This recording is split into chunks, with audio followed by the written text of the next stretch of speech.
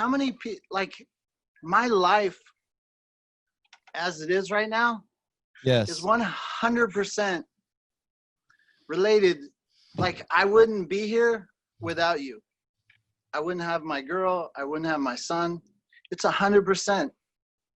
You know, when you look at things and you look at doors opening and those lead to other things, so many doors in my life where I'm at, you were at the door and opened it and said, come on in.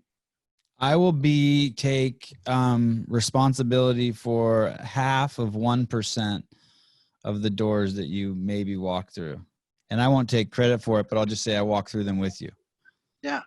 I mean, it's just like, I just think about, anyways, thank you. You and Tyson.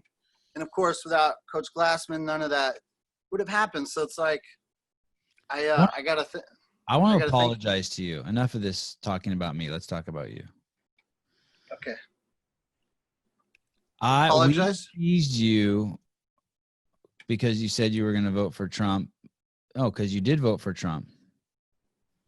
Yeah. Then you had to wear a Hillary shirt to work one day to appease your new woman. And we teased you for that too. Yeah.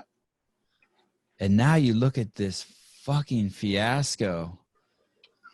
Trumps and Bidens and Cuomos, and it's what a fucking mess. No one should be judging anyone. It is a fucking mess of codependent people who aren't actually helping the American people.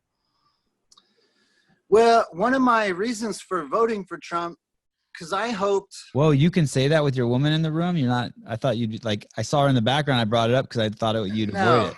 No. No matter, this is a philosophy I have, and it never changes, that to me, past politicians have always, I put them in the 3 categories. 1, they always think about self. 2, if they're not thinking about self, then they think about the party. And then only 3, if they're not hurting thyself or thy party, then do they think about the people. Wow. And that's always annoyed me across all parties. And so Trump was the first guy to say, hey, man, I don't care about the world. I'm going to focus on Americans. I recognize there's world needs, but like if I go to a Starbucks, I want the manager of Starbucks making sure that the Starbucks is running efficiently. The manager of Starbucks shouldn't be focused on Dunkin' Donuts down the street. So I think our politicians too much have focused on other things. And so he said, I want the people, and I like that. Were you raised a Republican? Wait, real quick, let me interrupt. Were you raised a Republican or a Democrat? Neither. I don't affiliate with parties. I consider myself more just conservative. I am more in the Ron Paul vein. Just a conservative. I like smaller government. I don't like government blowing money. Like, I just think they're not efficient with the money that they have. And my wife always brings this up. Hey, man, you're not one to talk. You're financially horrible. And I recognize that. But I want to hold the government to a higher standard. And I just don't feel they spend the money as if it's endless. In the current state, I'm correct. They're just devaluing. Let me run this theory by you I just came out with it in the last week, that the problem with the country, the singular problem with this country, is the fact that one of the parties is anti-patriotic. One of the parties, it's taboo to be patriotic. One of the parties, it's not cool to fly the flag. One of the parties is embarrassed to be Americans. One of the parties is embarrassed to be part of the United States of America. And what sucks, and one of the parties raises their kids to not be patriotic. And what sucks is, like, I'm not saying that there's a bigger love. There's a one planet love. I'm not saying I'm down with all that shit. But if you can have a favorite football team or a favorite basketball team or a favorite baseball team, and you can't fly the American flag in your front yard, kind of like, fuck you. And that party's the Democratic Party, the Democrats, the liberals. They are anti-American. It's hard for me to say. I was raised in Berkeley. Berkeley, California. I love me some liberals. But the fact is, this country, it's and how I came to this is someone said that someone was from France was telling me that even when they're going through tons of turmoil, everyone loves the country, and they put the country first. And I just kind of wanted to piggyback on that. You know, I don't know how. It's just weird. Democrats, it's taboo to love your country, and I just don't get that. It's sad, actually. Well, to be perfectly honest, I really have been very good. I told Caroline, hey, man, I'm stepping back from politics.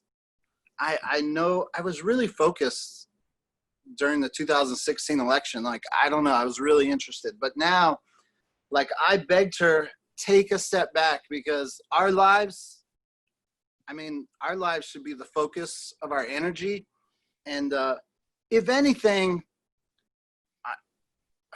I went a whole year where I didn't pay attention to Democrat or Republican. On that note, I kind of feel like it's the thing you have to do to fit in. So I don't know if all Democrats are anti-American, but neither do I. It's sort of the banner you have to wear if you want to fit in. Like, yeah. It's not even that they're anti-American. It's just that they can't fly the flag. They can't be patriotic. It's like, if for some reason that it's taboo, and I never got it. Yeah. I mean, our country in its origin days, yes, did a lot of things that are, horrific. But like, we are where we are today. We assimilated well. Everyone is welcome, except for the Native Americans. I feel like if we were going to do anything for anybody, I feel like we've done the Native Americans wrong. And at Fort Washakie, my buddies over there, we did a video. I was driving down the road, and there was a horse rotting in the road on the side of the street. And it felt like it was in another world, another country. And I was like, how can this be America, that we have people so poor that they can't afford to feed their horses, and then they die on the side of the road and nobody picks it up? So that's my one caveat. Anyways. So I've stepped back from politics, so I don't know if I have a ton new info to give on that department, other than I disagree with all the money printing. I feel it devalues our, in the name of the 6 trillion. Yeah, in the name of propping up, like, they're propping up zombie banks, zombie companies. It's like, you should be allowed to go out of business. If I'm bad with my money, I go out of business. Nobody bails me out. I think governments and companies should be the same, because what comes next would be stronger. Like the 2008 recession, if they never spent that money there, we probably wouldn't be in the situation we are today. The fact that companies are living paycheck to paycheck, just like people are, it's like, what? You should have cash. Fully scary. Companies should not be living paycheck to paycheck. Gary, give me 1 second here. You're on a roll.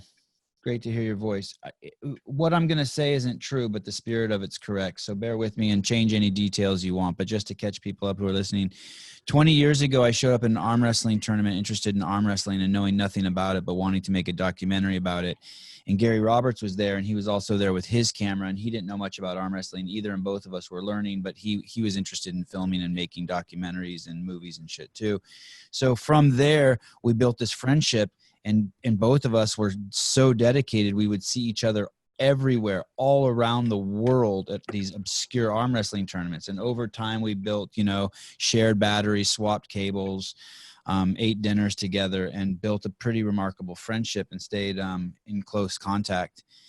And then, and he did something, what I thought was pretty revolutionary. Before YouTube, Gary started a pay arm wrestling internet TV station called Arm TV, which was killed by YouTube, basically, because then anyone can film with their cell phone and put it on YouTube. But Gary gave that really niche community a place to where they could go and see arm wrestlers from all over the world. Now, some of you might not see the profundity of that, but that was like really early internet, where you would fucking die to see like a picture of an arm wrestler in another country. I mean, this was a really obscure sport that was found in every country on the planet and that all human beings do, but you couldn't get any information about it. And Gary was one of the first pioneers to bridge that community, however weird and obscure it is, through the internet. Then as he was sort of pivoting. Can I jump in? Yep.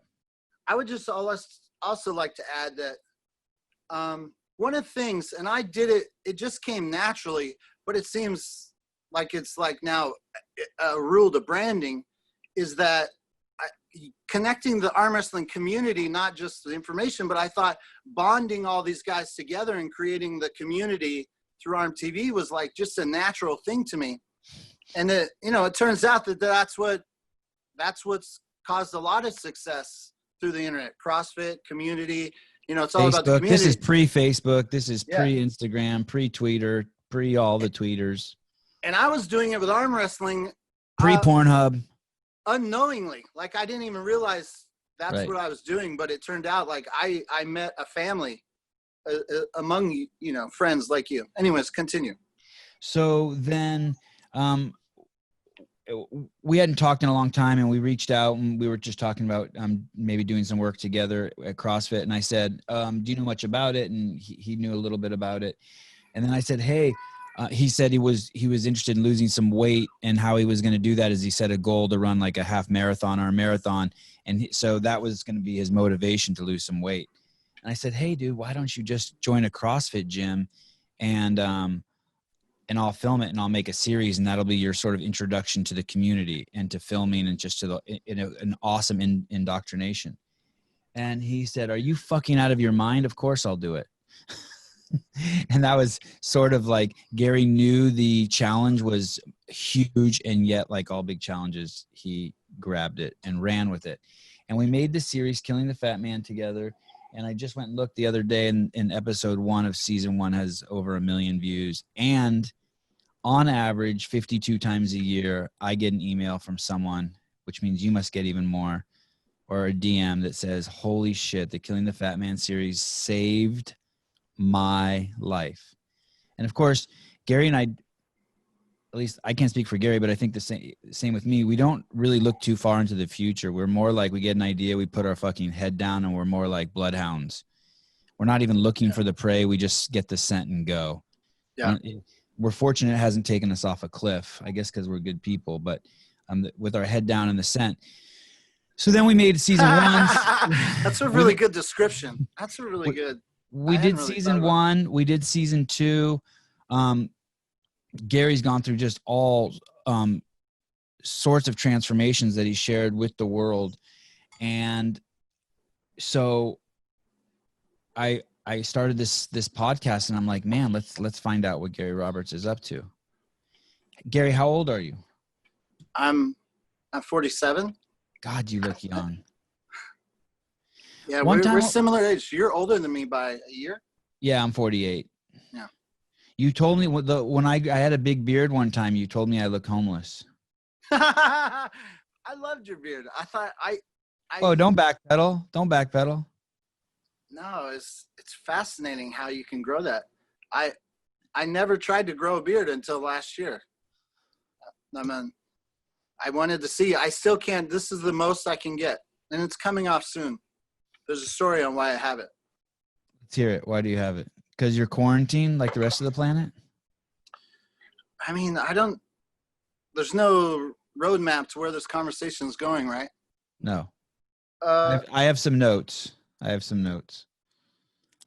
I got fired by CrossFit. I don't know if you know that. I had heard. I got let go. Which I don't know. During that period of time, I'm a big Reddit. So I go on Reddit, and there was a lot of CrossFit hate. A lot of people not understanding the layoffs. And I feel like I have a really good opinion on this because I was in it. I was in the cog. I saw how the machinery worked. I remember being in regionals in Latin America and talking. I can't remember my man who's the signage guy. And he's like, I've been to, this is my 6th country, and I haven't been home, and all these airfares. And I was like, his labor, his airfare costs, his hotel costs, his food costs. I mean, it's just like the astronomical amount of money CrossFit is spending to make sure the signs look good. And I'm like, I love him. I love what he does. But it's like, from a financial point of view, it's not exactly like amazing. Well, anyways, I was on Reddit and trying to defend, Coach Glassman's moves, and people were like, you just got fired. Why in the world would you still support CrossFit?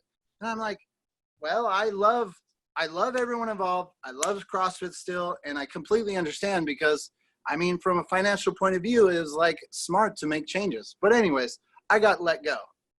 And during that firing, you guys gave me, am I allowed to tell them a severance amount? You gave me a lump sum of money, which I don't think I had that amount of money ever in my possession at once. And when I'd lost weight, the one thing that I didn't really like about it, oh, can I introduce you to my son? Sure. Because I only got a few minutes. This is Bubs. Oh my God, Gary! Congratulations! You're stoked. Thank you. My This goodness. is my baby boy. How old's the baby? He's 3 months today. Congratulations! That is incredible. I love him so much. He's my baby boy. His real name's Odin, but we've been calling him Bubs since he was in the womb. So Odin. So yeah. Odin, as your dad was saying, he got fired, got a huge chunk of cash, was on Reddit trying to defend the mothership, even though he had to walk the plank. And I know what I'm about to say. I've been watching your podcast lately and your opinions, and I know the choice that I make isn't something that CrossFit would promote, but I did it anyways. When I lost all the weight, I really didn't like the hanging skin that was hanging down on my belly. And so I had this lump sum of money, and I was like, I don't know if I'll ever get this money again at once. So I went and I cut it off. congratulations. I had plastic surgery, which I don't know if the CrossFit community, Nah, I don't know if, brother, no judgment. If you want to cut your skin off, if you earn the right to do that. It was your money. It was your hard work. I kept it a secret for so long. There's so many things that came out of that. It wrecked my training. I'm still feeling like I Googled what. Wait a second. Cutting off the skin wrecked your training? Oh, fudge, bro. Oh my God. Oh my God. You have no idea the thing. Have you seen the movie Bedazzled with Elizabeth Hurley and Brendan Fraser? No, but I like both of them. Maybe I have seen it. Sounds like something from the 80s. She plays the devil, and she grants these wishes to whatever a Brendan Fraser wants in the world, whatever he wants, whatever your dream. And then when she grants that wish, he lives this lifestyle. But every wish comes with some failed, horrific events. So no matter what you wish for, there's always going to be a bad side that nobody tells you about. And that's what the crux of the movie is. Oh, Gary, this is so good. I had no idea we were going to get into some yummy shit like this. So I had this vision that if I didn't have this hanging skin, that life would be perfect. I was fit. I was looking good, newly married. And now, can I get some juicy details before? Okay. So how much are you weighing at the time that you have the surgery? To be honest, even though I was training,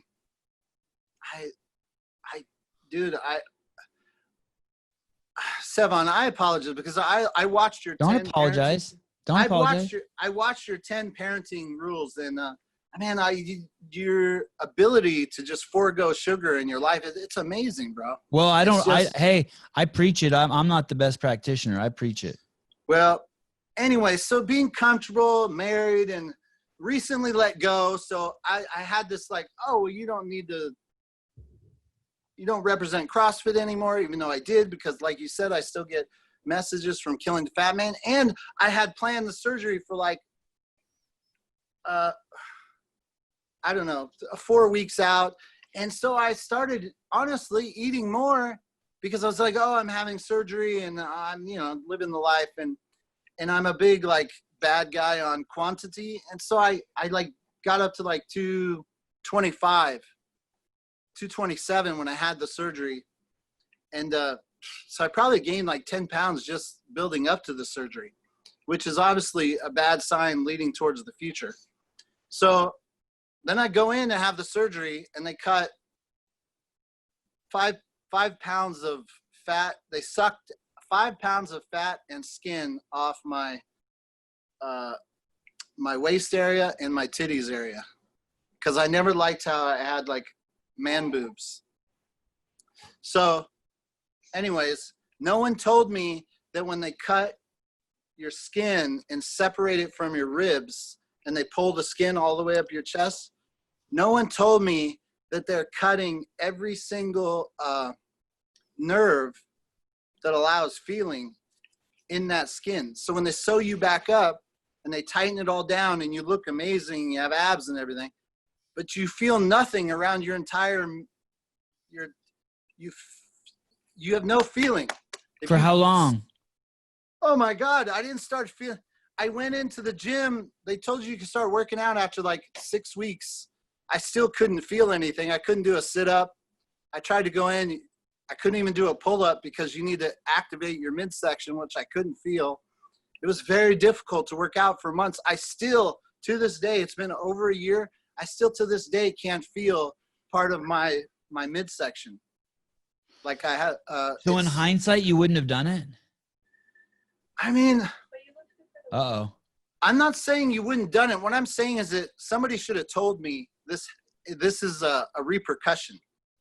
I was never even told. I love the doctor, but I was never even told. And even in Google, nobody told me this. If you Google it today, no one talks about this. So if you're like an athletic person and you're, oh, it's sitting on my Bubs. Say goodbye to Bubs. He's going with Mama. Later, Bubs. Later, Odin.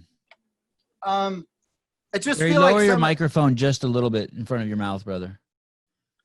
Hey, what headset is that, by the way? It's a gaming headset from Best Buy.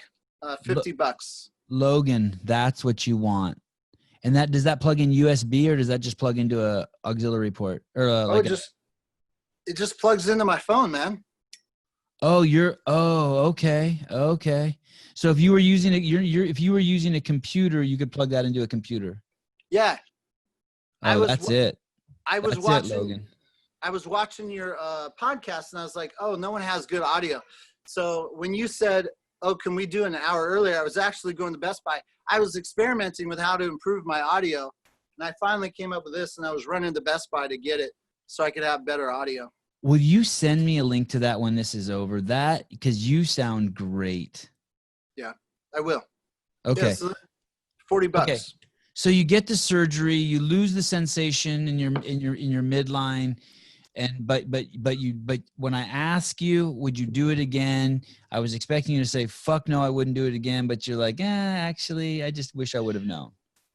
I mean, so I could have made an educated decision. If I didn't CrossFit, I don't know. It's tough, man. It's a tough call. But the point is, and I still am. How much was the surgery? $12,000. The most important thing, and here's why I should. Your wife's right. You're not good with your money. Yeah. Here's the thing. I told you the reason I got the beard. When you take the fat cells off your body in one area, the fat has to go somewhere else. So when shit. So listen, man, I'm telling you, this is not out there. Somebody should know about this fact because it is crazy. I swear to God, this is the absolute truth.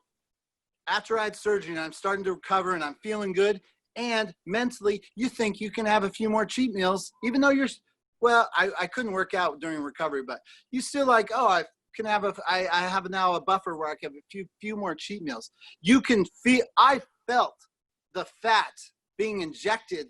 It felt like a couple hours after eating.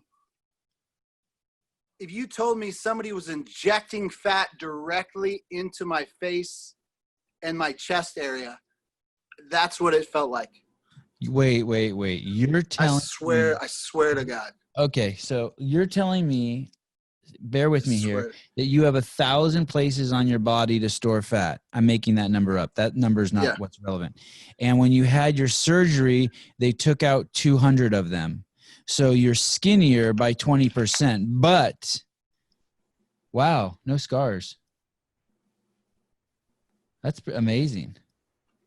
But you're telling me that fat, if you eat like shit after that, that fat then has to be stored in the remaining 800 buckets? Yes. Is that true? Have you asked a doctor that? Dude, I'm telling you, if So you have a finite number of those storage sacks? Yeah, all my life, the fat has gone to the belly area, Uh-huh. belly and titties. Uh-huh. So now you spend 20 years putting fat in that area. I swear to you, when you took that away and now the excess fat that you've eaten, sugar that processes and turns into fat, has to go somewhere. And because that somewhere is new, my body could feel it. I'm tripping. I could feel it. I could feel it happening. And I was like, oh, and the fat under your rib cage is actually the more dangerous area. So what I did by having the surgery is I took it out. It's not safe to be overweight, but fat subcutaneous, like under the stomach, like within your organs, is the more dangerous areas. And so now I look better in pants, but if I don't fix my nutrition more thoroughly, I'm actually putting myself at higher risk for long-term heart disease and shit. Wow, the pressure is on you.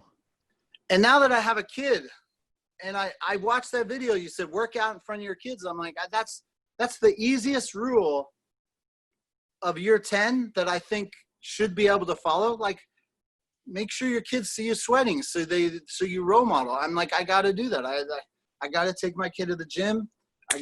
You said you work out 51% of the reason is so your kids can see. I'm like, that's it. That's what I got to do.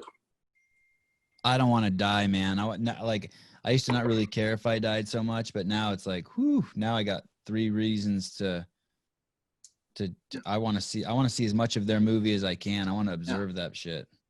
And when I hit the road in the RV last time, and I told you, working out by myself is difficult.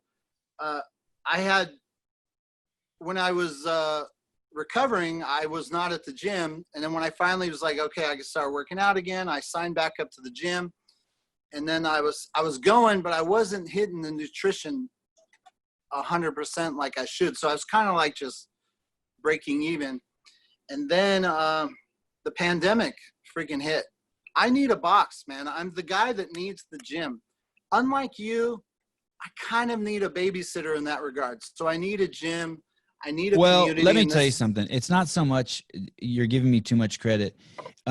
It's probably more that I'm intimidated to go to an affiliate, and that's why I work out alone, than it's that I have discipline. You're giving me credit where not really credit is due. You flourish in that environment, and I flourish I used to like working out at HQ with those guys, even though everyone there fucking crushed me, including you.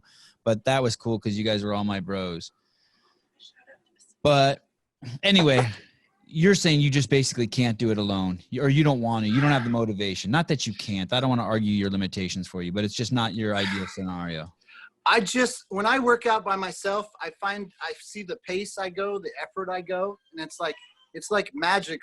The difference when I'm in a gym environment, how much I'm pushing myself. Plus, keeping to a schedule, some sort of regimen. It's a different. I'm going to ask you a crazy question here. Do you feel so you meet this? You basically you get married to this beautiful young lady as a 18 or 20-year-old Marine. You're with her for 20 years. You raise a kid. You guys end up falling out of love and go your separate ways. You're still friends with her, I'm assuming. You have this beautiful child together, and then while you're at CrossFit, you kind of reinvent yourself. You become what we deemed as fuckable and handsome again, and then you meet this pretty fucking remarkable, attractive, successful woman on the internet, and you end up getting her pregnant and marrying her and getting her pregnant. Wait, hold on. You blended like the first marriage with the Okay, sorry. So at 40, at 20, you start a life with a woman. You guys have a kid. At 40, it's over. You guys raise that kid together, and you move on to the next stage in your life. And then you find another woman, and you fall in love again, and you get married, and you have a kid with her. And this time, you meet her weighing 200 pounds and handsome and working out every day. Do you feel 217? Do you feel any pressure so that you didn't false advertise? Like, are you like, oh shit, man, like I should do it for my health, I should do it for my kid, but also, man, I scored this fucking rad chick. I can't turn into a fucking 265er again. Yeah. That would be eating me alive personally. Here's the Every thing. day I would use that for my motivation. Here's the thing. And I don't want to throw my wife under the bus, but I got to just a little bit. She wants you to weigh 300 pounds? I eat better if I don't keep in the house. I have a problem with portion control. Right. She's a normal person who can have a scoop of ice cream. Right. So she's like, hey, so in our life, we have what you call a reverse situation where I'm more the husband I'm more the wife and she's the husband scenario. Like she's the one who makes the bucks compared to me, especially since Sevan called me and fired me one day. No, just kidding. Woo! So I kind of like to balance that out. I was like, okay, well, I'll cook and clean to try to make a balance. And she would be like, oh, I want at 10 o'clock at night, I want some ice cream. And I'm like, I don't have it. Or she'd want like a ginger ale. So I'd like have to put it there and then I'd have that temptation. And then, so we got in some fights where she's like, hey bro, you're not like, you got to maintain the training. And I'm like, of course I want to maintain the training. I'm having difficulty because she can portion control and she can have a snack, whereas I can't. So we have this like thing in our relationship where I'm trying to keep some snacks in the house for her and it's my like kryptonite. Right. And I'm trying to figure out how to, like one time she's like, hey, I want some ice cream. And I was like, oh shit, the ice cream's all gone. And she's like, what the fuck? I only had one scoop.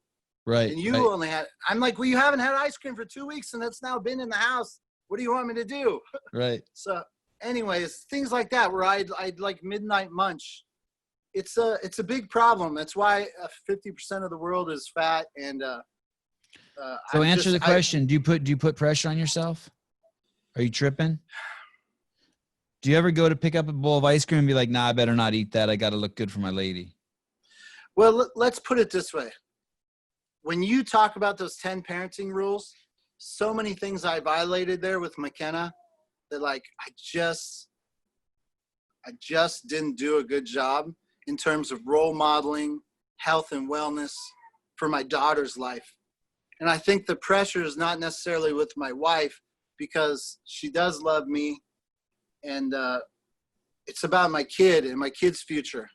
Awesome. And having a better role model. I'm like, I've been blogging. I haven't posted the videos, but I've been filming I call them KTFM diaries, and I just haven't posted them yet. But basically, I get people messaging me saying, hey, man, you've changed my life. You're so awesome, blah, blah, blah. And I don't like being on a pedestal because I'm really good when Sevan Matosian comes to my front door and say, hey, let's go work out, and he has a camera. For some reason, I perform really well under those circumstances. Right. I don't know why. I can lose 50 pounds in 3 months 100 times if Sevan's around and if I'm at HQ and Tyson's messaging me meal plans. I can do that a million times. But then when you guys disappear, I'm just an average person like everyone else messaging me who's weak and looking for some inspiration. I don't think I'm that special, and I'm struggling every day. Like, so it's going to be a battle. On the final episode of the season 2, I said, oh, I was so strong, mental strong, I got to maintain this for my wife, blah, blah, blah. And I'm like, I'm such a weak bitch right now. And I'm like, you got to find that motivation to get back. So my life may just always be a roller coaster. Like I'm really good at that short sprint, but I definitely need the gym. That's true. And I forgot to give a shout out. Pacific Strength CrossFit is my home box in Oakland that I was going to after I got let go from CrossFit. Does Kim Bosman work there? Does Adrian's wife work there? She used to. I think she left right before I joined the gym. Gary, your dad had bypass surgery? Yeah, quadruple bypass. And he was overweight? Yes, sir. Are you terrified that the COVID's going to get him? You know, they did a pretty good job quarantining. So I don't know. The whole COVID thing, so many people on different sides of what that is, and I'm kind of like, I'm neutral. I'm Switzerland. I'm staying out of that. I have no idea how bad this is. It's collecting souls with underlying conditions, primarily diabetes, hypertension, and cardiovascular disease. And when I say primarily, that's me just being nice. By that, you go on. How do you feel? Are you scared for yourself? I mean, you look good. No, I'm not worried. I mean, we've quarantined very well, and Caroline is far more on the like be cautious side. So she's made sure we've had masks and sanitizing this and that, and staying away from groups. My dad, what I wanted to say about him is he's found a groove. He's found a groove where he's found what works for him. He still has that lifetime of kind of like loose skin and like overweight a little bit, but he's living a relatively healthier lifestyle at this age than he was in previous years. So I'm very impressed on that. He's found a maintaining. It's not perfect, but at least he's eating, I think, far healthier than he used to. Hey, Sevi, can you hear my baby crying? Barely. It's not a bother at all. It's not a bother at all. Hey, so basically, if you see, I'll let you know. And since you're trying to block it out, I want to make sure that you don't block it out. The COVID, this SARS, this disease is killing fat people. Yeah. This thing is basically fucking just cruising through society and killing people who are addicted to refined carbohydrates and sugar. And anyone who says, oh, kids are dying or healthy people are dying, they are fucking being negligent, and they're putting noise in the system, and they're talking about these extreme outliers, and it is bullshit. Unless everything I see on the internet's a lie. But and what's crazy is the media is not even hiding it, but they're not talking about it. But when you have 10 kids dead in the UK out of 24,000 deaths and the average BMI is 40, I mean, like, come on, people. This isn't a black thing. This isn't a white thing. This isn't an old people thing. This is getting chablitos. Yeah, it's the one thing. And they can change it. They can change it like you did in 21 days, man. I'm making that number up. You can cut refined sugar and carbohydrates out. You can go to a CrossFit gym and get the peer pressure that you got, and you'll be in the clear, man. Not you, Gary Roberts. I mean, yeah.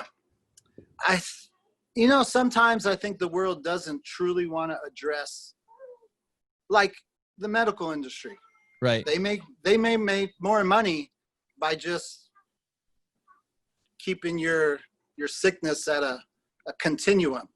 Like, if the world got healthy overnight, a lot of businesses would not be sustainable. So I don't know if it's the media is doing it intentionally, but I kind of just like, as a society, it seems like the people in charge don't truly want to fix some things. I mean, that's more. They're scared. You nailed it. What you said about politicians is amazing. First, they're interested in taking care of themselves, then the party, and then the people. And it's like, wow.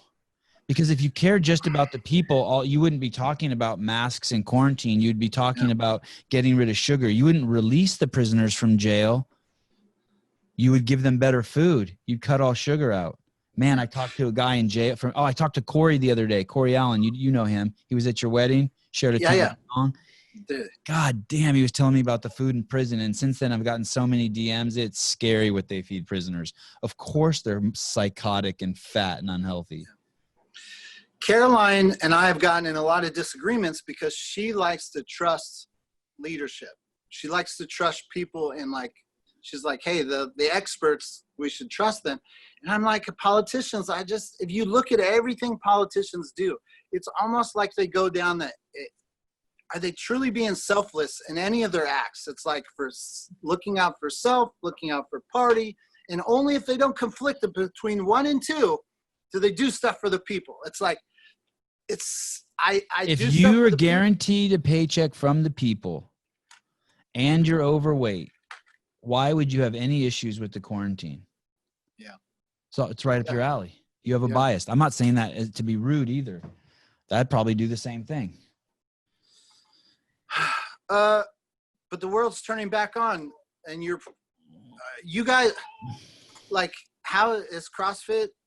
It's good. How's it been impacted by HQ? So how CrossFit was impacted is it became illegal to do CrossFit, to run the CrossFit business. All 98% of the gyms in the world were closed down, and all L1 seminars were closed down. And now they're turning back on. But the ice cream stores are left open. Baskin Robbins is open. But the place where you cure chronic disease and build hey man, how about this? You take your L1 and you learn about the fitness wellness continuum, right?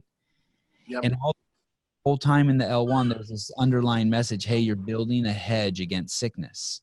You just feel it for 2 days. And Greg Glassman's been preaching that for 20 years. And I remember a doctor who had 16 years dedicated his career to taking care of people with type 2 diabetes and finally threw the towel in. He said to Greg, hey, man, you should win the Nobel Prize for fucking coming up with the continuum. And I'm thinking, man, that's a little bit of an exaggeration, the Nobel Prize. Well, now you look at the continuum, and dude, anyone who's been doing what Greg Glassman said for the last 15 years, there's no way COVID can kill them. You know, there's 15,000 gyms in 162 countries, and only one person has died, one CrossFitter. I mean, that's amazing. Yeah. Wow. And if you look at pictures of them, you'll get it. Yeah. So, can I say something? Yeah. Going back to when CrossFit made those changes, how tight are you? This is personal use, Sevan use. This isn't CrossFit related, correct? This is Sevan's podcast. The Sevan Podcast, yes. So am I allowed to say anything controversial? Yeah, if I don't like it, I'll cut it out or avoid it. Okay. In the beginning, I'm 100%, not 100%. I recognize that Coach Glassman had to make some changes, but he said a few things that were disparaging about the CrossFit Games that didn't sit well with me. So I would just like to say, I was a fan of CrossFit Games before CrossFit. I've never believed in this world where it's got to be CrossFit Health over games or games over CrossFit Health. I thought the games made CrossFit stand out to me. It's the only sport in the world when LeBron James has a record night, no one in the world who's a fan of the NBA can go duplicate that at anywhere. Yet, like the best in the sport of CrossFit, I, as a fan, I can go and try and I can measure myself against them. It's the one thing that makes it so unique and special. And I just hate that I love Coach. He's changed my life. I really don't like that he kind of made the war more like between like I feel like both worlds can be sustainable and help each other. And anyways, I disagree about pushing the games behind CrossFit Health. Anyways, that's my opinion. I just want to get out there because I love the CrossFit Games.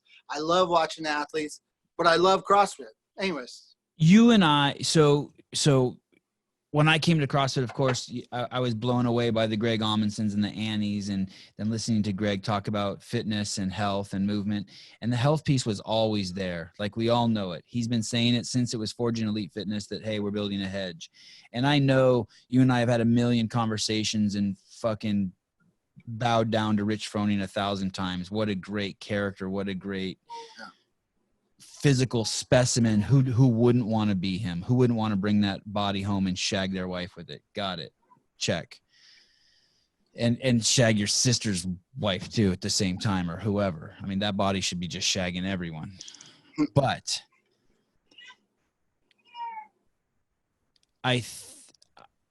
from where I sit, and I don't want to steal Kelly Starrett's words, but it's almost like Greg is a fucking sees into the future, man. Or he's paying such good close attention to the numbers. What we're seeing civilization go through, my words, not Greg's, is like civilization wrecking. This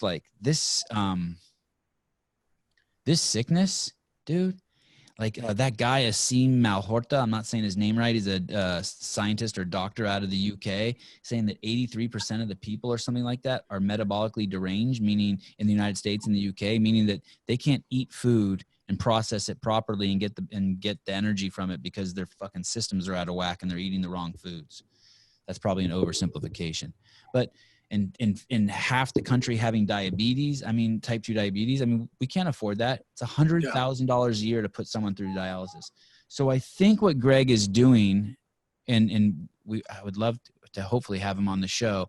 I think what he's doing is he realizes that we have Forging Elite Fitness and no one's ever going to take that from us. No one, ever. Yeah, Ronnie Teasdale with his magical shit can beat the F45 champ or whatever, F46, whatever that thing the champ is, P90 champ. And so I think what he's doing is he's just saying, he's just basically wants to roll the red carpet out so fucking far to the doorstep of every obese person on the planet. He wants to roll the red carpet to their front door, into their living room, into their bedroom. So when they get out of bed, they can step on the CrossFit red carpet. I think that's what he's doing. And he's doing it because that's all he knows how to do. It's not for money. It's not for legacy. It's because he's like me and you. He's just put his nose down and he's doing it. But all that being said, I don't mean to sound defensive. Fuck, the games are fucking great. I totally agree with you. Fucking like, can I ask you one more question? Love it. I would love to see Scott Panchik win the games. You always told me that the behind the scenes was your baby and they would never go anywhere. And there's a lot of people that want to see you do that again. Can't we save the CrossFit's health? Can't we save CrossFit's health? Introduce CrossFit to the front doorstep of every obese person in America, but still have Sevan Matosian give us behind the scenes. I don't want to get greedy. Let's be happy we have the podcast. We could do both, man. We could do both. I'm a big fan of Sevan's. I was talking to Brittany Celine the other day. She used to write for the Journal. And she's like, she's like, I really miss Sevan's producing. Like he does great work. He's an artist and we miss it. I get that you're executive media director, yada, yada, but you're a great producer and people miss that element of you. So just saying, I'm glad to see you have an outlet here with this. That's why I'm here, to assist. Thank you. What is the plan for you for getting out of quarantine and getting back in the gym? And why are you in Chicago? I picture doesn't your wife work out of the Bay Area in California? Okay, so my wife for the last few years has been working with WeWork. I'm not sure if you've paid attention to their news in the media, but a lot of changes going on with that company regarding like failed IPOs and valuation going from 47 billion to 2 point something. Well, anyways, she kind of got pregnant right at the perfect time. That the minute all these changes were happening in her company, she was going on maternity leave. And you know me and doing adventurous things, somehow we put all her stuff in storage and we're like, since I work mobily and she's going to be on maternity leave, why would we spend over $3,000 a month in rent in Oakland? We'll put all our stuff in storage and take this opportunity to visit grandparents and let them see their grandchild. So we spent 6 weeks at my mom's house in Sonora, and then we came to Chicago to spend with her parents during her maternity leave so they can get grandma time and we can save money because you can't buy a house in the Bay Area without a down payment. And so we thought, oh, this is a great way to save some money. And during that time, her company's West Coast office was eliminated because of this quarantine and other business stuff. So she's got additional severance, and now we don't know where we're going. We've got to decide if we're going back to the Bay Area. We can stay here and save money. The longer we stay here, we can save more money to buy a house. So we're kind of like over the next couple of months, we're undecided about where we'll be. Long-term, California, of course, but I love saving money. So right now we're in the basement of her parents' house, just killing it with the savings. But I just got off the phone with CrossFit Carbon owner, and they're opening up the gym. Illinois okayed them to actually begin opening gyms, I think this week. And so all their equipment is on loan out. So technically that's what's holding them back at the moment. They're trying to get all the equipment back, and then they're releasing a plan. So he's going to text me the minute I can have my first class. So that's what I'll do. CrossFit Carbon in Vernon Hills. And did you call him only after I told you, hey, do you want to do a podcast with me? And you're like, oh shit, I better fucking find a gym. No, the funny part is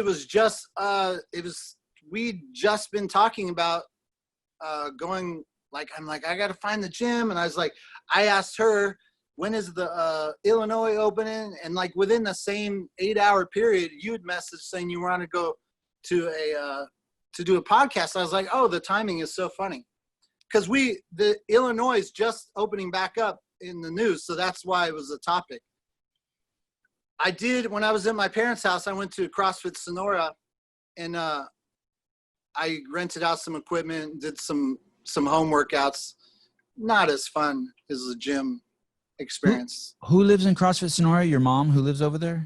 My mom lives about 15 minutes from Sonora. Haley is, good friends with peeps there. Yeah. Did you see Allison? I texted Allison. She had knee surgery recently, so we never met up, but we texted a little bit. So you don't know what your next chapter is going to be? No, I don't. I mean, it's all about the baby. Everything right now, it's just all about trying to I love how you said get up before your kids. Well, what happens when your kid gets up every 2 hours? It's hard to get up before them. That rule may be a little premature for you. Yeah. So right now we're just Odin he's either pooping, sleeping, puking, peeing, and we're just trying to find a balance with the getting through the day. So it's very hard to move. But are you having another kid? We've talked about it. It all depends on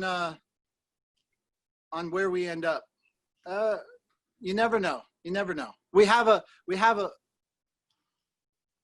I don't know. I can't say premature, but we've talked about it. But if it doesn't happen, I think we'd be okay.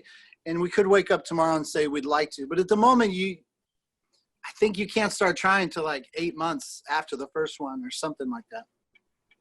So anyways, yeah, I don't know where I'll be, but I do know that CrossFit, I used to work for CrossFit and I did CrossFit, but now that I don't work for CrossFit, it doesn't change the fact that CrossFit is what worked best for me. So it's kind of funny because I now have no affiliation ties to CrossFit, but still it's what I will do in the future. It's what I need to maintain my health and wellness. And regardless of you and I being friends, it's funny because it changes nothing. It's still what works best for me. And that's what I will continue to focus on regardless of what my work life is. Gary, thanks. Hey, I have one more. I have one more. Got to update regularly. Yeah, go on. One more. Go ahead.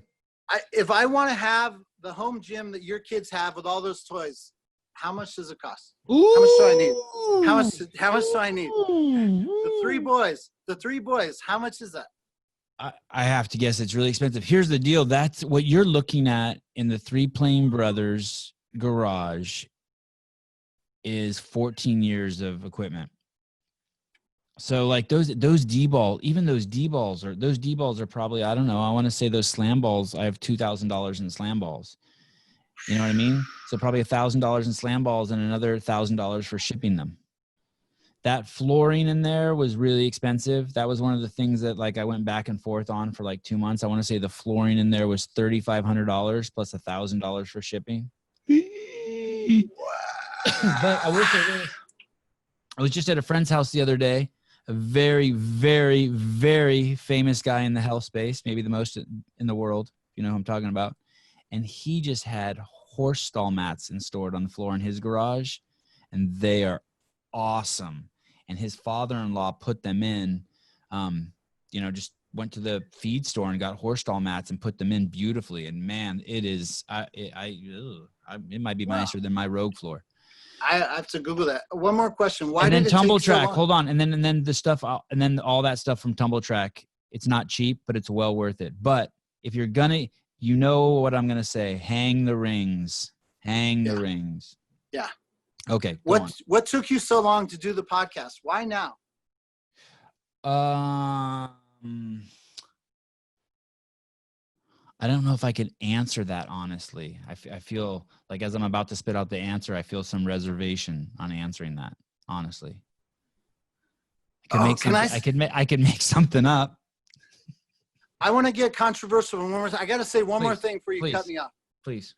So when all the media guys got let go, it seemed obvious that creating your own channel and doing something in the social media space to try to like further, like the Buttery Brothers, like they went down a path where it's like, okay, we're going to keep doing what we're doing, but on our own.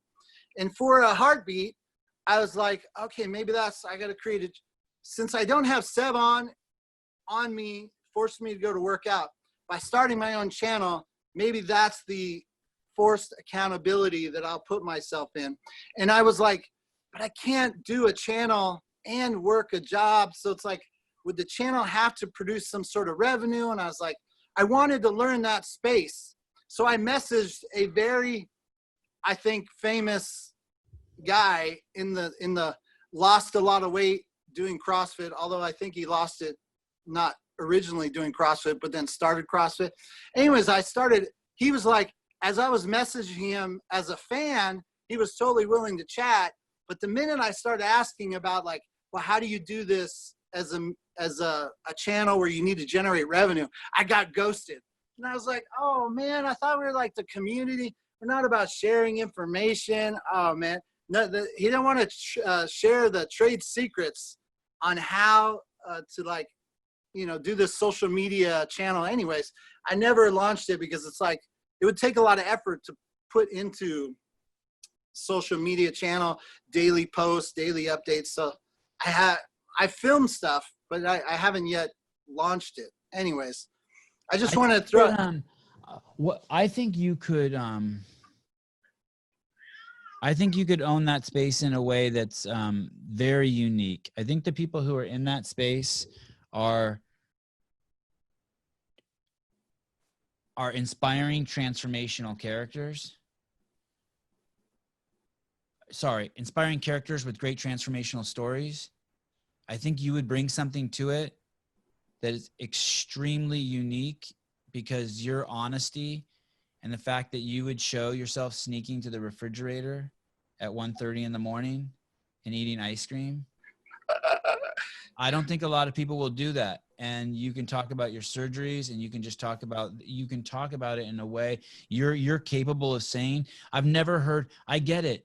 You feel accountability when Sevan and the camera and Tyson are pressuring you. The other people, all those people are exactly the same way, but they would never say that. You don't think Heber and Marsden and Obese to Beast and that guy talks funny from the UK. I don't know his name, but he's always with Matt Fraser. Yeah. Those people that they have so much, they've never told me this, but they have so much obligation to their community. They might not even know it, but they have it and they feel it. And it's a driving and pushing factor, and it's okay. But you know it, so you can be in like an echo chamber. Do you know what I mean? You know it. Those people those people are doing really, really cool shit. I mean, the stuff that I've seen that Heber and Marsden do since they left HQ, man, the quality and the inspiration but it's a lot of showmanship, right? Yeah. Yours wouldn't be that. Yours would be sort of more self-reflective, and what's that called when you make fun of yourself and you put yourself down? Self-deprecating. Self-deprecating. Yeah. But don't think that they don't feel that pressure from the community, and they don't need that also to keep going. Man, none of us would make shit if no one was watching it. And by the way, I do the podcast because I don't like to do the podcast. I do not enjoy this. I mean, I enjoy this. I enjoy now that I'm here doing it, but like 5 minutes before I'm a podcast, I'm always looking for a way out. Really? Oh, fuck. So just to add to that, like I can't remember who, but I saw somebody whoring themselves out for a product. And I'm like, it was so perfect before because I worked for CrossFit, so I got paid to do other stuff. So talking about CrossFit and loving CrossFit, there was no conflict of interest because it really is, it's not fake. It really is the best thing that worked for me. And then I happen to work for CrossFit, which supplies me money because I was working. But now it's like, I don't like to whore myself out. So I can never picture myself saying, oh, and by the way, here's the product I use. And it's like, I like talking about CrossFit. I like saying this is what I'm trying to do to maintain healthy, but I just can't see myself ever whoring out for a product. So I don't know if. Do you know what I do? I just find products that I really like and talk about them a lot. And a small percentage of the time, the people who own that product then will reach out to me. Yeah. And they'll say thank you and they'll offer me something. And so it's kind of cool. You can kind of bait people like that. You know what I mean? Like I'm trying to get fit. I love fucking Fit Aid. I'm fucking would love for them to sponsor me, but I would never ask for that because that would be disgusting. Yeah. Can I ask you if you think the economy is going to be a V-shaped recovery or like a longer term? No, you can't ask me that because I have no idea what you're talking about. But I do think that CrossFit gyms are going to be hugely, hugely successful because I think in what I'm hearing, and I speak to a lot of affiliates, is that people are fucking scared. And you think of it this way, you're going to love this, Gary. If 0.00057% or whatever I figured out of the world's population does CrossFit and it doubles, it still will be the tiniest fraction of the world, but imagine that. Imagine if we go from 4 million to 8 million CrossFitters in the world. And boy, dude, like to not go to a CrossFit gym after this COVID shit is crazy. I don't know a single CrossFitter who's scared. Not one. Are the owners making it? I mean, the owners are making a lot. I mean, some gyms are closing, but like, so I spoke to gyms today in which country? In Germany. And one of the owners was saying they opened yesterday and they already have 11 new clients. I spoke to a gym in China last month that opened. They've doubled their membership. Spoken to gyms in the United States where even with their Zoom calls, they were increasing their membership. So nice. I'm hearing amazing shit. I'm not hearing the worst shit I'm hearing about CrossFit gyms is, and I'm making this up, I don't know what cities they are, but let's say a gym in Aspen or Vail or Lake Tahoe. I haven't heard those cities in specific, but where there's huge tourist economies, those gyms are hurting the most, right? Because if you have 5 drop-ins a day or 10 drop-ins a day, you're kind of fucked because of the quarantine. But other than that, these gyms, I mean, you have to remember these people, these aren't Crunch owners of Crunch or 24 Hour Fitness. These are people who've dedicated their life to making people better. Well, when I asked you about the V-shaped recovery. Yeah. What is that? It ties into, well, like if you just turned back the economy, turned everything on and the job numbers were the exact same, then everything would be fine. But we're now like 20 million unemployed. And so how's that going to impact spending over the next, let's say 18 months? Like, does everyone get their job back? What percentage? So it's either a V, like everyone gets employed and it goes back down to 3%, 3.6% unemployment, that sort of thing. Because those consumers have to go to the gym, right? And if they're unemployed, maybe they don't. Maybe they don't. Here, so this is me just talking totally uneducated, just my own, like whatever goes on between my own ears, my little peanut. What I think is going to happen is people who have nothing to do are going to go to the gym because it makes them better. And everyone knows that if you go to a CrossFit gym, there's one of 3 things that's going to happen to you. You're going to get a new job, you're going to get a raise, or your relationship's going to get better, or you're going to be in a new relationship. Right? Yeah. Yeah. So there's really few places you can go in the world to make yourself a better person. So those people are going to go to CrossFit. And then the people who are scared from the COVID are going to go to the CrossFit. And then the existing members, most of them are going to go back to the CrossFit. So as sad as it sounds for the world, well, a lot of the world is really, really going to hurt from this. People who are in the CrossFit space. I mean, so I think it's a win. Even if there are less people who can afford the gym, I think it'll be made up by the fact that it's a bigger priority than ever.